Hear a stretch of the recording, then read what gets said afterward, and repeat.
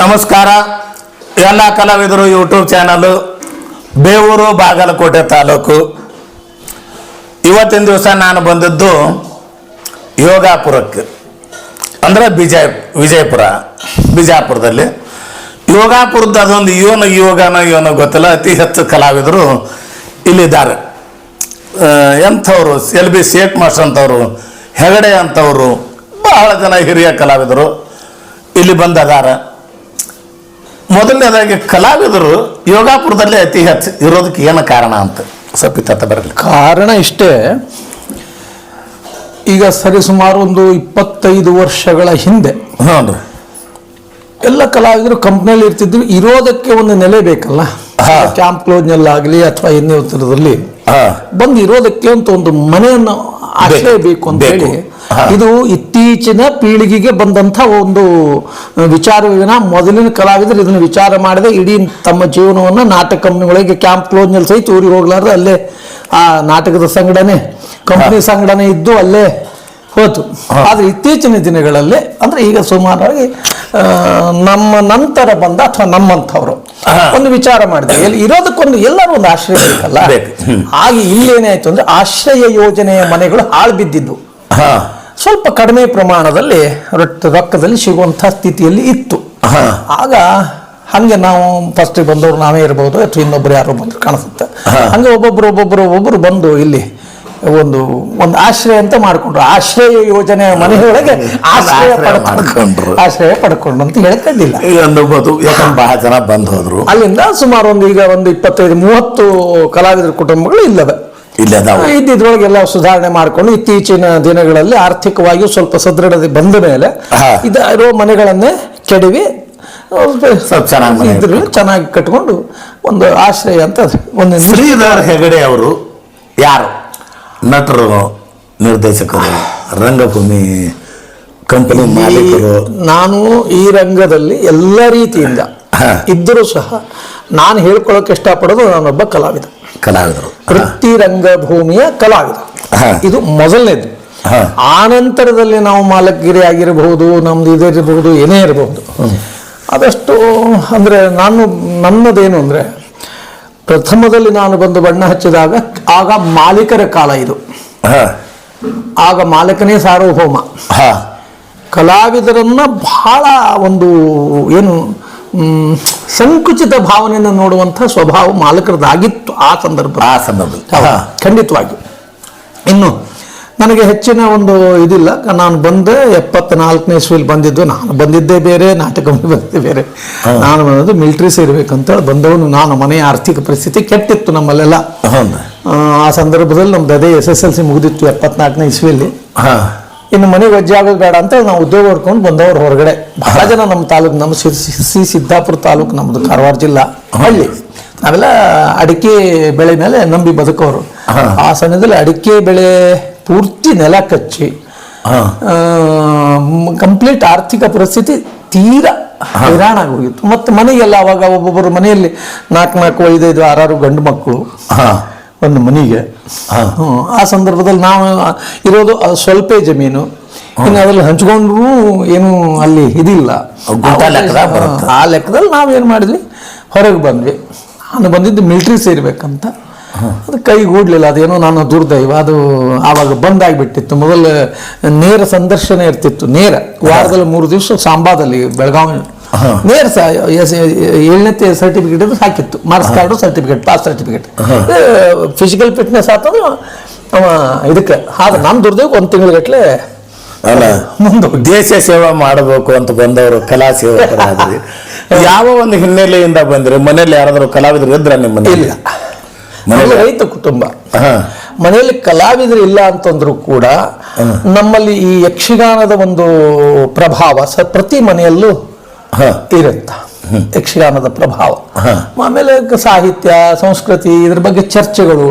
ಆನಂತರ ಶಾಲೆ ಕಾಲೇಜಿನಲ್ಲಿ ಆವಾಗ ನಾವು ಕಲಿಯುವ ಸಂದರ್ಭದಲ್ಲಿ ಪ್ರತಿ ವರ್ಷನೂ ನಾಟಕಗಳನ್ನು ಆಡ್ತಿದ್ರು. ಚರ್ಚಾಕೂಟ, ಆಶುಭಾಷಣ ಸ್ಪರ್ಧೆ ಈ ರೀತಿಯಾಗಿ ಏರ್ಪಡಿಸೋದ್ರಿಂದ ಅದರಲ್ಲಿ ಸಕ್ರಿಯವಾಗಿ ಭಾಗವಹಿಸಿದ್ದರಿಂದ ನಾನು ಸಾಮಾನ್ಯವಾಗಿ 5ನೇಯಿಂದ SSLC ವರೆಗೆ 6 ವರ್ಷಗಳ ಕಾಲ ಸತತವಾಗಿ ಪ್ರತಿ ವರ್ಷನೂ ನಾಟಕದ ಇದ್ರೊಳಗೆ ನಾನು ಪಾತ್ರ ಮಾಡ್ತಿದ್ದೆ ಮತ್ತು ನಾನೇ ಫಸ್ಟ್ ನಂಬರ್ ನಾನೇ. ಅದು ಅಲ್ಲಿ ಮತ್ತೆ ನಾನು ಫಸ್ಟಿಗೆ ಮಾಡಿದ್ದು ಇವೆಲ್ಲ ಕಂದಗಲ್ ರಾಯರ ನಾಟಕನೇ ನಾವು ಮಾಡಿರೋದು.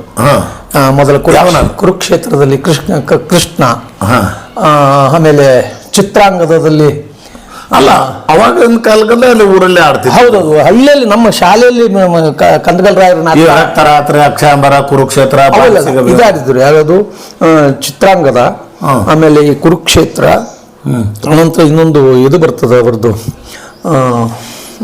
ಏನು ಬರ್ತದೆ ಹೆಸರು, ರಾಯರದೇ ನಾಟಕ. ಈ ಕನ್ನಡ ಶಾಲೆಯ 3 ವರ್ಷದಲ್ಲಿ ಆಡಿದ್ದು 3 ನಾಟಕ ರಾಯರ ನಾಟಕದಲ್ಲಿ ಪಾತ್ರ ಮಾಡಿಸಿದ್ರು ನಮ್ಮ ಹೆಡ್ ಮಾಸ್ಟ್ರು. ಕಂದಗಲ್ ಹನುಮಂತರಾಯರ ನಾಟಕಗಳಿಗೆ ಒಂದು ದೊಡ್ಡ ಮಟ್ಟದ ಹೆಸರು ತಂದು ಕೊಟ್ಟಿರ್ತಕ್ಕಂಥವ್ರು ಯಾವ ಭಾಗದ ಕಲಾವಿದರು?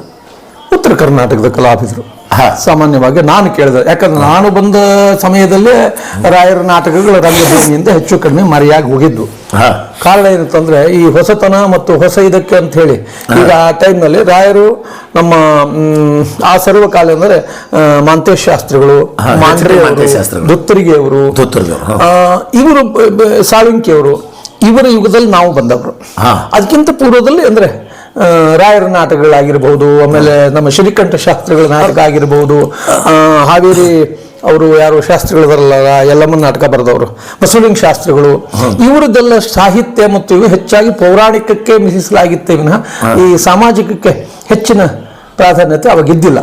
ದುತ್ತೂರ್ಗೆ ಅವರು ಸಾಮಾಜಿಕ ನಾಟಕಗಳನ್ನ ಬರೆದ್ರೆ ಪೌರಾಣಿಕ ನಾಟಕಗಳ ಬಗ್ಗೆ ನನಗೆ ಗೊತ್ತಿಲ್ಲ. ಐತಿಹಾಸಿಕವಾಗಿ ಒಂದೆರಡು ನಾಟಕ ಬರೆದರೆ ಹೆಚ್ಚು ಅವರು ಬರೆದಿದ್ದು ಸಾಮಾಜಿಕ ನಾಟಕ. ಅವ್ರದ್ದು ಹೆಚ್ಚು ತಾಯಿ ಕರಳು ಮತ್ತು ಈ ಮಲಮಗಳು, ಈಗ ಮುದುಕನ ಮದುವೆ ಅಂತ ಹೇಳ್ತಾರಲ್ಲ, ಈಗ ಆ ಕಾಲಕ್ಕೆ ಬಹಳ ಪ್ರಸಿದ್ಧಿ ಪಡೆದಂತಹ ನಾಟಕಗಳು. ಇನ್ನು ಸಾಳುಂಕಿಯವರು ನಾವು ಬಂದಾಗ ಸಾಳುಂಕಿಯವ್ರ ನಾಟಕ ಅಂತೂ ಅವಾಗ ಅದ್ಭುತವಾಗಿ ನಡೆದಿದ್ದು ಬಿಡ್ರಿ. ಭಾಗ್ಯ ಬಂತು ಬುದ್ಧಿ ಹೋಯಿತು, ಕಣ್ಣಿದ್ದರು ಬುದ್ಧಿ ಬೇಕು, ಬದುಕು ಬಂಗಾರವಾಯಿತು, ಹೊರನೋಡಿ ಹೆಣ್ಣು ಕೊಡು, ದೇವರಿಗೆ ನೆನಪಿಲ್ಲ, ಹೀಗೆ ಅನೇಕ ನಾಟಕಗಳು ಆ ಟೈಮ್. ಹೊರನೋಡಿ ಹೆಣ್ಣು ಕೊಡು ಮತ್ತು ಬದುಕು ಬಂಗಾರ ಆಯ್ತಂತೂ 75, 76, 77 ಮೆರೆದಾಡಿ ಹೋದವು ಎಲ್ಲ ಕಡೆ ಸಾಳುಂಕಿ ಅವರ ನಾಟಕಗಳು. ಈ ಸಂದರ್ಭದಲ್ಲಿ ನಾವು ಬಂದರು. ಹಾಗಾಗಿ ರಾಯರ ನಾಟಕಗಳು ಪೂರ್ವದಲ್ಲೇ ಅದು ನಮ್ಮ ವೃತ್ತಿ ರಂಗಭೂಮಿಯಿಂದ ಕಡೆಕಾಗಿತ್ತು. ಅವತ್ತಿಗೆ ನೀವು ಬರೋ ಕಾಲದಾಗ ಆಟೋಮೆಟಿಕ್ಲಿ ಹೋಗಿದ್ದು. ಬಳ್ಳಾರಿ ಜಿಲ್ಲೆನಲ್ಲಿ ಇವತ್ತಿಗೂ ಕೂಡ ಆಡ್ತಾರೆ. ಹಳ್ಳಿ ಮನೆಗಳಲ್ಲೂ ಕೂಡ ಕಂದಗಲ್ ಹನುಮಂತರಾಯರ ನಾಟಕದ ಡೈಲಾಗ್ಗಳು ಪ್ರತಿಯೊಬ್ಬರಿಗೂ ಗೊತ್ತದ, ಸಣ್ಣ ಮಕ್ಕಳಿಗೂ ಗೊತ್ತದ. ಅಲ್ಲಿ ಬಳ್ಳಾರಿ ಮತ್ತು ರಾಯಚೂರು ಜಿಲ್ಲಾನು ಬಳ್ಳಾರಿ ಮತ್ತು ರಾಯಚೂರು ಜಿಲ್ಲಾದಲ್ಲಿ ಇವತ್ತಿಗೂ ಅವರು ರಕ್ತರಾತ್ರಿ ಅವ್ರು ಹೆಮ್ಮೆಯಿಂದ ಹೇಳ್ಕೊಳ್ತಾರೆ, ನಾನು ಅಶ್ವತ್ಥಾಮನ ಪಾತ್ರ ಮಾಡ್ತೀನಿ, ನಾ ಕೃಷ್ಣನ ಪಾತ್ರ ಮಾಡ್ತೀನಿ ಅಂತ ಹಿಂಗೆ ಹೇಳ್ಕೊಳ್ಳುವಂಥದ್ದು. ಅಂದ್ರೆ ಅಲ್ಲಿ ಇನ್ನೂ ಅದನ್ನ ಜೀವಂತವಾಗಿ ಇಟ್ಕೊಂಡು ಬಂದಿದ್ದು ಅದು 2 ಜಿಲ್ಲೆ, ರಾಯಚೂರು ಮತ್ತು ಬಳ್ಳಾರಿ 2 ಜಿಲ್ಲೆಗಳು. ನೀವು ಬಂದಾಗ ನಾವು ಬಂದ್ರಿ, ಯಾವ ಕಂಪ್ನಿಗೆ ಬಂದ್ರು ಮೊದಲು? ನಾನು ಫಸ್ಟ್ ಬಂದಿದ್ದು ಗದಗಿನಲ್ಲಿ ಸೂಡಿ ಶೇಖರೆ ಭಾರತೀಯ ನಾಟ್ಯ ಸಂಘ ಸೂಡಿ ಅಂತ. ನಾ ಹೇಳಿದ್ನಲ್ಲ, ನಾನು ಬಂದಿದ್ದು ಸುಮ್ಮನೆ ನಾಟಕ ನೋಡಿದ್ದಿಲ್ಲ, ನಾನು ವೃತ್ತಿ ಕಂಪ್ನಿ ನಾಟಕ ನೋಡಿಲ್ಲ. ನಾವು ಮಲೆನಾಡಿನಲ್ಲಿ ನಮ್ಮಲ್ಲಿ ಬರೋದಿಲ್ಲ, ಹಳ್ಳಿಯಲ್ಲಿ ಬಂದ್ರು ಶಿರ್ಸಿ ಜಾತ್ರೆ ಬಂದ್ರೆ ನಾವು ಹೋಗೋದು ಕಡಿಮೆ ಅಲ್ಲಿ. ಹಂಗಾಗಿ ನಾಟಕನೇ ನೋಡಿಲ್ಲ ನಾನು ವೃತ್ತಿ ಕಂಪ್ನಿಯ. ಅಲ್ಲೇನಾಯ್ತು, ನಾನು ಬೆಳಗಾವದಲ್ಲಿ ಮಿಲಿಟ್ರಿಗೆ ಸೇರಕ್ಕಂತ ಬಂದಾಗ ಮಿಲಿಟರಿ ಕ್ಯಾಂಪಸ್ ಮುಂದೂಡಿದ್ರು, ಇಲ್ಲ ಸೆಲೆಕ್ಷನ್ ಅಂತ ಸುಮ್ಮನೆ ಗದಿಗೆ ಹೋದೆ, ಏನೂ ಗೊತ್ತಿಲ್ಲ. ಗದಿಗೆ ಹೋದಾಗ ಏನಾಯ್ತು, ಅಲ್ಲಿ ಬದುಕು ಬಂಗಾರ ಆಯ್ತು ನಾಟಕ. ಅಲ್ಲ ಗದಿಗೆ ಹೋಗ್ಬೇಕಾದ್ರೆ ನಾಟಕದ ಕಂಪನಿ ಏನೋ ಒಂದು ಕೆಲಸ ಹುಡುಕ. ಸುಮ್ಮ ಗದಗ ಅಂದ್ರೆ ಏನು, ಅಲ್ಲಿ ಏನಾದ್ರು ಕೆಲಸ ಸಿಕ್ಕಬಹುದು, ಈ ಪತ್ರಿಕೆಗಳು ಅವು ಇವು ಇಂಥವು ಹೆಚ್ಚಿದ್ರೆ ಅಲ್ಲಿ ಏನಾದ್ರು ಒಂದು ಸಣ್ಣ ಪುಟ್ಟ ಕೆಲಸ ಸಿಗಬಹುದು ನಮಗೆ ಅನ್ನೋ ಉದ್ದೇಶಕ್ಕೆ ಗದಿಗೆ ಹೋಗಿದ್ದ ನಾನು. ಅಲ್ಲಿ ಗದಿಗೆ ಹೋದಾಗ ಅಲ್ಲಿ ದೊಡ್ಡ ಪ್ರಮಾಣದಲ್ಲಿ ಪ್ರಚಾರ ಇತ್ತು, ಬದುಕು ಬಂಗಾರ ಇತ್ತು, ಆಗಲೇ 100 ಪ್ರಯೋಗ ಆಗಿತ್ತು. ಈ ಕಡೆ ಹೊರನೋಡಿ ಹೆಣ್ಣು ಕೂಡ ಇತ್ತು.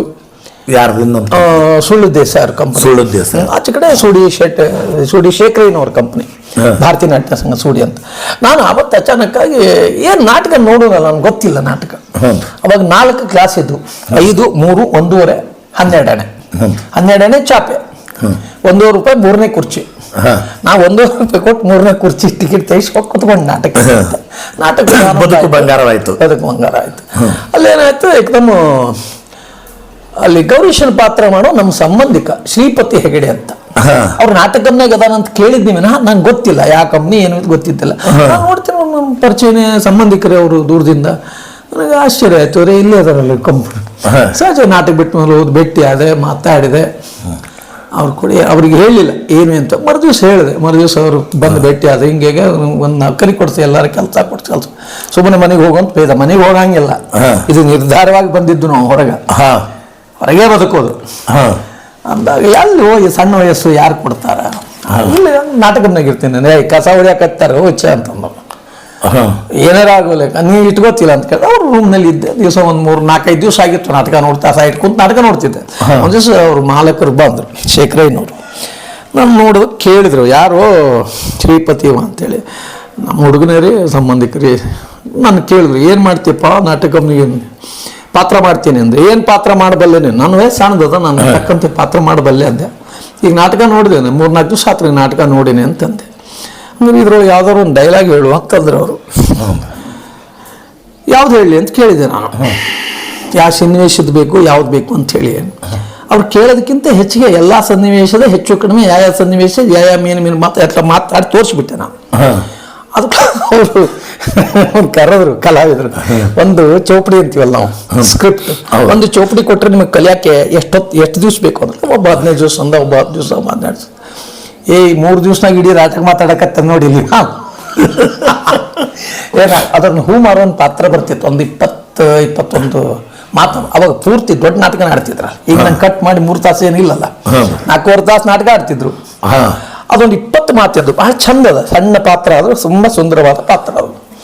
ಆ ಪಾತ್ರ ಮಾಡ್ತೀನಿ ಅಂತ ಕೇಳಿದ್ರೆ ಮಾಡ್ತೀನಿ ಅಂತ ಮಾಡೋದು ಮನಸ್ಸು ಮಾಡೇ ಬಿಟ್ಟೆ ನಾನು. ಪಾತ್ರನೂ ಮಾಡಿದೆ, ಮತ್ತೆ ಸ್ವಾಭಾವಿಕ ಯಾರೋ ಮಾಡಿರ್ತಾರೆ, ಯಾರು ನಾ ಕ್ಲಾಪ್ಸೇ ತೊಗೊಂಬಂದೆ ಫಸ್ಟ್ ದಿವಸನೇ. ಆ ಡೈಲಾಗ್ ಹಂಗೆ ಅದ. ಅದು ಒಂದು ಹುಡುಗ ಬಂದನಂತ ಭಾರಿ ಪಾರ್ಟ್ ಮಾಡ್ತಾನಂತ, ಅವಾಗ ಕ್ಲಾಪ್ಸ್ ತಗೋತಾರ, ಸ್ಟೇಜ್ ಮೇಲೆ ಕ್ಲಾಪ್ಸ್ ತಗೋತಾನ ಅಂತಂದ್ರೆ ಅದೇ ಒಂದು ಪರಿಣಾಮಕಾರಿಯಾಗಿ ಮಾತಾಡ್ತಾನಂತ ಅರ್ಥ ಅಲ್ಲ. ಬಹುಮಾನ, ದೊಡ್ಡ ಬಹುಮಾನ, ಪ್ರಶಸ್ತಿ ಎಲ್ಲ ನನ್ನ ಒಂದು ದೊಡ್ಡ ಅನಿವಾರ್ಯತೆ ಏನಿತ್ತಂದ್ರೆ, ನನ್ನ ಹತ್ರ ರೊಕ್ಕಿದ್ದಿಲ್ಲ. ಇದ್ ರೊಕ್ಕ ಎಲ್ಲ ತಂದಿದ್ದೆ 136 ರೂಪಾಯಿ ತೊಗೊಂಡು ಮನೆಯಿಂದ ಹೊರಬಿದ್ದವ. ಆ ತಿರುಗಾಡಿ ಎಲ್ಲ ಮಾಡಿ ಒಂದು 70-80 ರೂಪಾಯಿ ಉಳಿದಿತ್ತು. ಏನು ಇಟ್ಕೊಳ್ಳಿ, ಒಂದು ಬ್ಯಾಗ್ ಅಟ್ಟೆ ಬಿಟ್ಟು ಬಿತ್ತೋದಿಲ್ಲ ನನ್ನ ಹತ್ರ. 2 ಜೊತೆ ಬಟ್ಟೆ ಬಿಟ್ಟು ಏನೂ ಇಲ್ಲ ನಾ ತಂದಿದ್ದು. ಒಂದು 80 ರೂಪಾಯಿ ಉಳಿದಿತ್ತು, ಅದ್ರಾಗೇನೆ ಅದು ನಮ್ಮ ಹೋಗ್ಕೊಟ್ಟೆ. ಅವನೊಂದು ಕೆಡ್ಸಿ ಬಿಟ್ಟಾಡೋ ಚಟ್ ರೊಕ್ಕ ಕಳ್ಕೊಂಬಂದ್ಬಿಟ್ಟ. ಅವಾಗ ಪಗಾರ ಎಷ್ಟು ಇವ್ರಿಗೆಲ್ಲ? ಒಂದು ತಿಂಗಳಿಗೆ 180 ರೂಪಾಯಿ ಪಗಾರ. ಅದ್ರಾಗ 50 ರೂಪಾಯಿ ಅಡ್ವಾನ್ಸ್ ಮುರಿಬೇಕು. ಅಂದ್ರೆ ಇತ್ತು 130 ರೂಪಾಯಿ ಒಂದು ತಿಂಗಳಿಗೆ ಪಗಾರ. ಅದನ್ನು ಏನು ಡಿವೈಡ್ ಮಾಡಿ ವಾರಕ್ಕೊಮ್ಮೆ ಕೊಡುವ. 1ನೇ ತಾರೀಕು, 8ನೇ ತಾರೀಕು, 24, 20, 1, 8, 16, 24 ಹಿಂಗೆ ಡಿವೈಡ್ ಮಾಡಿ ಕೊಡೋರು. ಅಲ್ಲಿ ಏನು ಸಮಸ್ಯೆ ಏನಾಯ್ತಂದ್ರೆ ಊಟದ್ದು. ನಾವು ಶ್ರೀಮಂತರಲ್ಲ ಖರೆ, ಆದ್ರೆ ಹಳ್ಳಿಯಲ್ಲಿ ನಮಗೆ ಊಟಕ್ಕೆ ಬರ್ತಿಲ್ಲ. ಹಾಲು, ಮೊಸರು, ತುಪ್ಪ ಬೆಳೆದು ಸ್ವಾಭಾವಿಕ ಬ್ರಾಹ್ಮಣರ ಕುಟುಂಬ. ನನಗೆ ರೊಟ್ಟಿ ತಿನ್ನಾಕ ಬರಂಗಿಲ್ಲ. ಅವರಲ್ಲಿ ಹಗಲತ್ತಷ್ಟೇ ಅನ್ನ, ಅದು ಒಂದು ಬಟ್ಲ ಅನ್ನ ಕೊಡ್ತಿದ್ರು. ಹಸಿಮೆಣಸಿನಕಾಯಿ ಸಾರು, ಕಾಳು ಪಲ್ಯಗಳು. ಏನು ಮಾಡಲಿಲ್ಲ ನಾನು, ಕೈಯಲ್ಲಿ ಹಸಿ ರೊಕ್ಕಿಲ್ಲ, ಅದಷ್ಟು ಅನ್ನ ಉಣ್ಣೋದು, ಸುಮ್ಮನೆ ಇರೋದು. ಅನ್ನ ಉಣ್ಣೋದು ನಾವು ಒಂದು ಮನೆ ಯಾರ ಹತ್ರ ಏನು ಬೇಡವಲ್ಲ. ಅದು ಏನಾಗ್ಬಿಡ್ತು, 20 ದಿವಸ ಕಳೆದ 20 ದಿವಸಕ್ಕೆ ಪೂರ್ತಿ ನೀರಾಗಿ ಹೋಗ್ಬಿಟ್ಟೆ. ಭಾಳ ಹಿಂಸೆ ಆಗೋತ್ತು.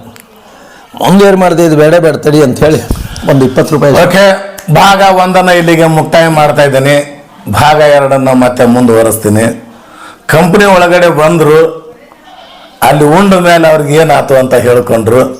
ಮುಂದಿನ ಪರಿಣಾಮ ಹೇಗಾಗತ್ತು, ಹೆಂಗೆ ಬೆಳೆದು ಬಂದರು, ನಡೆದು ಬಂದದ್ದು ಹೇಗೆ, ಕೈ ಹಿಡಿದು ನಡೆಸಿದವರು ಯಾರು, ಎಲ್ಲೆಲ್ಲಿ ನಡೆಸಿದ್ರು, ದಾರಿ ಹೆಂಗಿತ್ತು, ಸರಿಸಾಗಿರ್ತಕ್ಕಂಥ ದಾರಿ ಇತ್ತ, ಕಠಿಣವಾಗಿರ್ತಕ್ಕಂಥ ದಾರಿ ಇತ್ತ, ಕಲ್ಲಿತ್ತ, ಮುಳ್ಳಿತ್ತ, ಏರಿತ್ತ, ಕಾಲು ಜಾರ್ತಕ್ಕಂಥ ದಾರಿ ಇತ್ತ, ಜರದ್ರು ಇಲ್ಲೋ ಅಂತಕ್ಕಂಥದ್ದನ್ನ ಮತ್ತೆ ಭಾಗ 2 ಮುಂದುವರಿಸ್ತೀನಿ.